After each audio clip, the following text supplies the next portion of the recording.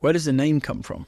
El Rayo means the lightning Right. in Spanish. So How long did it take you to find this name, first of all, actually? a long time, yeah. Because you were saying off camera you were nameless for quite a period of time in those like 18 months of discovery, right? We were nameless. We'd quit our jobs and we'd head to Mexico without a name for our tequila brand, which is rash looking back on it. Was there any names that got close to before you landed on?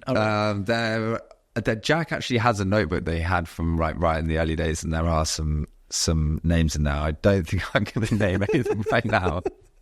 But yeah, there were some shockers in there, I'm not going to lie.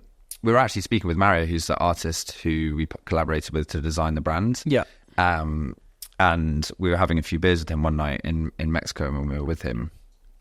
And he told us this sort of origin story of tequila, this myth of how it came to be, which is a campesino, which is a local farmer, woke up in the middle of the night and a lightning storm was happening. So he went over to the window and saw that one of his plants was on fire in the distance.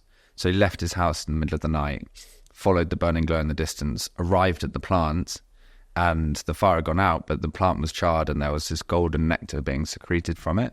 And that was allegedly the first time they realized that if you cook the agave plant, there was this potential within it.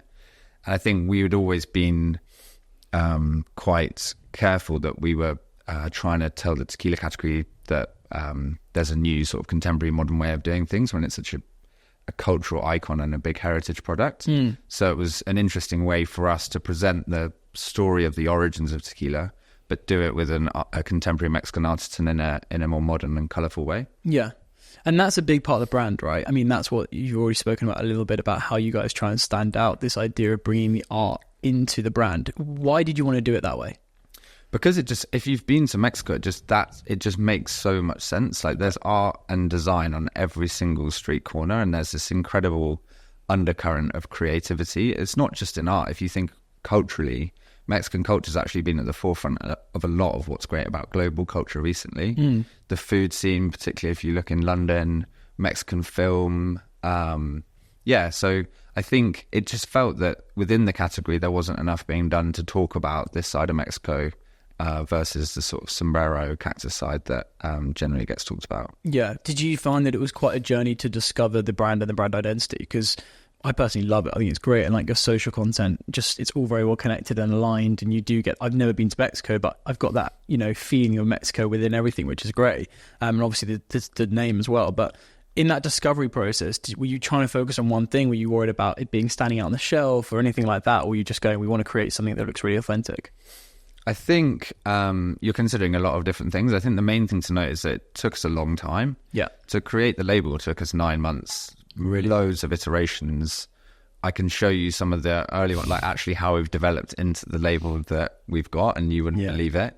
And crucially, we did it our way. We went to Mexico. We partnered with a really small agency led by an artist in Guadalajara.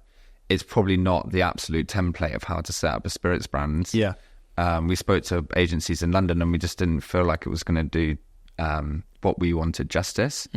So working on WhatsApp with Mario, generally he's 6 hours behind us. Yeah. It was a slightly different process and it was a longer process, but I think what we've got is something that is different and stands out. No, it's amazing. And I think that, has that brand continued to, like the identity, have you continued to think about evolving it, or are you kind of wanting to stay with what you had originally? I think from an aesthetic perspective, stick to what we have originally. I think it's vibrant, it's colourful, it speaks to what we see as Mexico today. I think the challenge we've got as a brand at the moment, if I'm honest with you, is translating this incredible Mexican dream world that you see online and on our website and on Instagram. How does that translate into an activation in a bar or how we show up at an event? And so translating some of the online aesthetic offline and making sure that you're consistent and true to what that sort of visual of the brand is online. Why is that so challenging for you? I think it's just difficult. I think it's just a difficult thing to do. It's just translating something that is in a very different environment, and still, when you're trying to do it at the moment on a larger scale, making sure that you have the cues that are going to give you the consistency that mean that every time you do an activation, someone needs to look at it for a second and realize that it's El Rayo. And I think you get that with some of what we do online, and we're starting to understand that offline. But it's just a challenge, I guess. No, for sure. I mean, it makes total sense to me. Those early days, sort of staying on that a little bit of discovering the brand and getting the identity and being in Mexico and finding the name and all that sort of stuff. What's your fondest memory of those days? Well, we had a very good trip to Mexico, 2 weeks, visiting 10 different distilleries, which I'm not going to lie was quite fun. Yeah, 10 different distilleries. Yeah, 10 different distilleries. So we partnered with Mario on the sort of design side of things, and a guy called Oscar Garcia, who's a maestro tequilero, which is essentially a master of wine, but for tequila.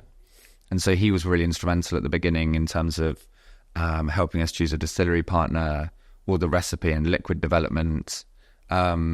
So I think those early days, the discovery days when we were in Mexico, we spent a few months with Mario developing the brand.